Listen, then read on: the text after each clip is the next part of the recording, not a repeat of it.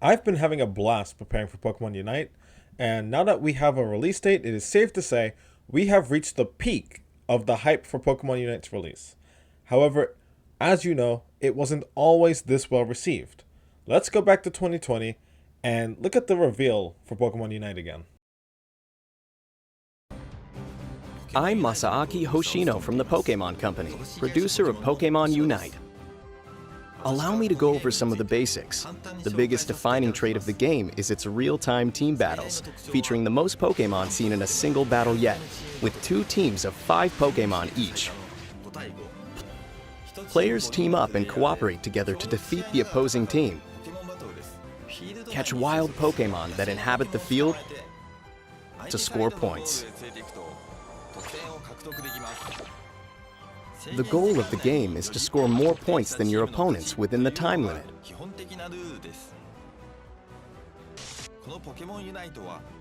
To make it easier for players to enjoy battling with others in Pokemon Unite, we will be releasing it as a free-to-start game for Nintendo Switch and mobile devices.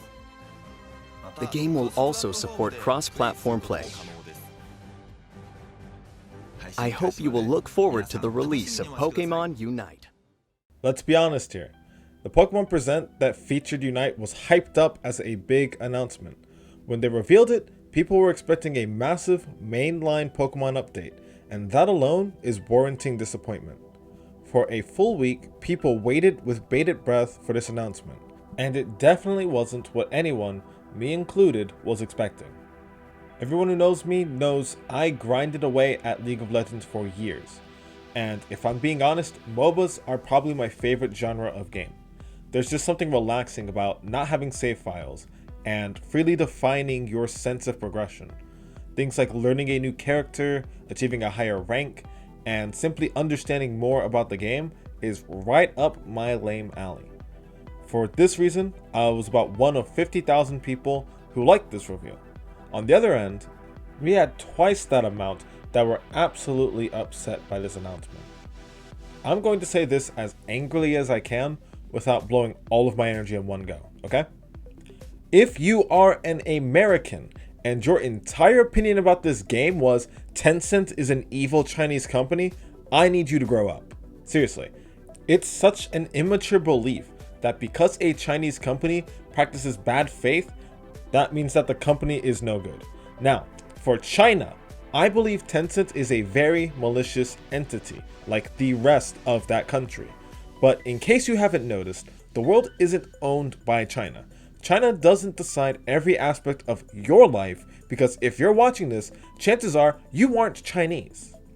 Tencent is a conglomerate, meaning they have multiple interests across many different technologically based things.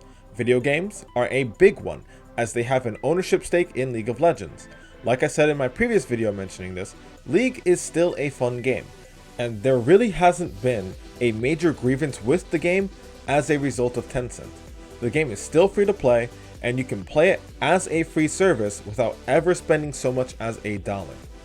They also have shared interest in Funcom, Sharkmob, Supercell, Grinding Gear Games, Epic Games, Activision Blizzard, Miniclip, Bohemia Interactive, Discord, Platinum Games, and even the Roblox Corporation. These are financial investments. Like they announced a year ago, this is a collaboration, nothing more. Tencent has an investment in the world's most popular mobile game, and Pokemon was interested in getting a MOBA developed. It's as simple as that from what we can see. Now, putting that aside, the idea of Pokemon dipping their hands into different kinds of games also isn't new. We already have a large catalog of spin-off games with a Pokemon branding. We even have a Pokemon pinball game. It's not lazy or neglectful of the property. It's just knowing that there's an audience and attempting to capture interest across different genres. Pokemon Go is the biggest example of this, as it has a large spread across veteran and casual Pokemon fans. It is absolutely baffling that there could be so much backlash for Unite's initial presentation. Why, you might ask? Because this is a massive move for Pokemon. This is going to be a live service game with servers in different countries that will go on for quite a long time, barring audience engagement. This game can potentially live longer than any other Pokemon title set to release today, such as Brilliant Diamond and Shining Pearl, as well as Legends Arceus. This is because it is a MOBA. As a MOBA, I have high expectations for this game. Firstly, the game has to stay free to play. The free to start translation is very peculiar, but to be honest, that's a potential deal breaker. Again, we don't have a Pokemon game like this currently available. This is more of me stating my boundaries for the game more than anything. But if there is a regular subscription service, that will kill the game. They have the means to add in passes and cosmetics to attract monetization. And seeing as every free-to-play game follows that pattern, it is a no-brainer that they will follow suit. Second, I'm expecting patch notes. This is essential to the game's longevity. Whether it's as frequent as Riot's every 2-week patch notes, or as little as a month, I am inviting it, because the game will need to be updated and balanced over the span of the game's existence. They already have done that to some extent, so I am so ready to see it and excited to dig into the numbers. Finally, character releases should be often, but hopefully not too frequent. It takes time to create a roster for a MOBA. While Pokemon does a majority of the job itself by having a list of characters and thematics available, the problem comes in how that's represented in the game. I have no problems with any of the abilities in the game right now, but feature creep is a prevalent pitfall for MOBA games. It's not too big of a deal since it stretches the limits of creativity, but if there's anything I want to say, it's to keep the releases spaced out enough to where it doesn't ever feel like a problem. So before we finish, I just want to switch gears really quick. I'm not going to think up a segue to keep the flow. In fact, I invite you to just feel derailed by this. I'm going to put an image on the screen and just let it sit there for a moment. I'll explain in a few seconds, so just take a look.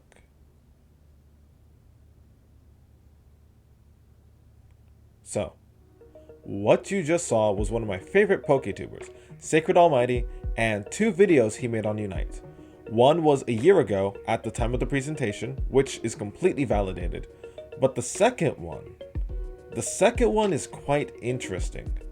After trying it out, giving it a chance, he ended up liking the game. I feel like a lot of detractors felt this way. Now, I'm not going to be negative in reaction to his negativity, but I am going to say this.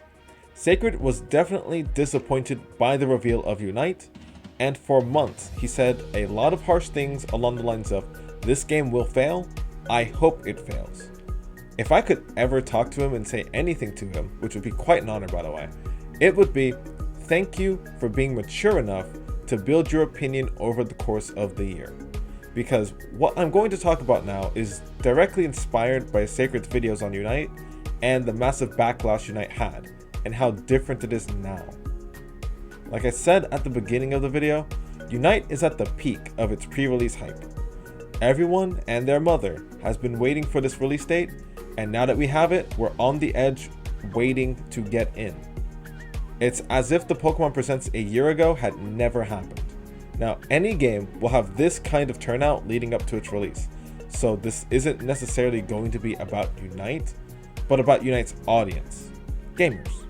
Now, gamers as an all-inclusive term is pretty hard to take seriously, but I am talking about the genuine article here. The diehards and casuals alike. There's a massive issue with the way video games are received, and this has been extremely present in the Pokemon community for the past 6 years or so. On one side, you have the expectation. An expectation is a strong belief that something will happen or be the case in the future. A belief that someone will or should achieve something. It's a very subjective term that is very subject to change.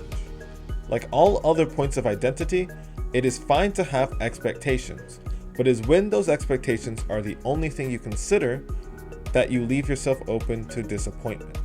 Disappointment is sadness or displeasure caused by the non-fulfillment of one's hopes or expectations. There's that word again, expectations. You see, the problem is a lot of people have to define what they want in a game and what they don't want in a game. But as silly as it sounds, you don't always know what you want before you get it. That's why it's important to have some level of professionalism when you speak in public space. It's not to uphold positivity or to even contribute to a game's success, but to understand where you are coming from and what your opinions are. Opinions are views or judgments formed about something, not necessarily based on facts or knowledge. The keywords here are facts and knowledge. I don't want to come across as preachy here, but I feel like someone somewhere needs to hear this. An informed opinion based on facts and knowledge is much more useful to you and to others than your base level opinion. Humans feed on information and require experiences to form their base beliefs. When it comes to video games, even with that information available, people don't always change how they feel about them. I know now that Gen 3 has bad movesets and half of the game is based in water, but for me, after I've played the game, I can say in my opinion, it's a great game. I know Sword and Shield disappointed a lot of people, but I still found worth in it, and I can still say after playing the game that I like it. To clarify here, you do not have to play a game in order to form an opinion on it. The secondhand experience of researching and watching others play it can help you decide whether you think the game is fun or not, and you can very easily choose how to spend your money based on the information available. The problem I have is that not everyone is as mature enough to admit that they prejudged something. Not everyone is responsible enough to put effort into their opinions. Not everyone wants to be informed. Not everyone wants to try something. Unfortunately, these newly born opinions flood the internet and they make up a good amount of discourse online. Pokemon Unite's reception is a very recent example of how expectations turn to disappointment and how easy it is to change opinions once the information to create an informed opinion becomes available. So that's all that I really want to talk about today. It really hurts me to see this vicious cycle in entertainment, and with Unite being so relevant right now, I wanted to take the opportunity to talk in length about the journey getting here for me personally, and what I've taken away from studying this year-long lead up to the game's release. One last note that I really want to leave here is that this is something that's prevalent in all forms of entertainment, and unfortunately it's not looking as though things are going to get better. I think that the quality of things is really bothering people either one way or the other. Either the money's put in the wrong places, or there's not enough money put in to make things look a certain way.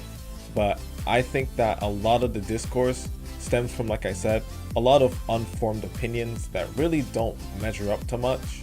But in the case of a game like Sword and Shield, it's absolutely correct to assume that they just did not put their best foot forward with this one. It's just that when it comes to Pokemon Unite, on the other hand, so many people came in furious and are now leaving ready to play the game and make it a part of their lives. And there's a little bit of hypocrisy in there. It's almost as if these people had no clue what they were getting themselves into before Unite came out. And I just really wanted to talk about it because it's been a year since the game's been announced. And in that year, this kind of thing has happened over and over again. Like I said, it's a vicious cycle. Now, if you really made it this far into the video, I have to seriously thank you because you are one big-brained individual. You are capable of consuming my Gray Matter's audible throw-up, and for that, I have to congratulate you. The reason why I don't like phone calls is because they make me anxious, so leave a comment instead if you want to talk more about Unite. I hope you have a good one, and I hope to see you again next time.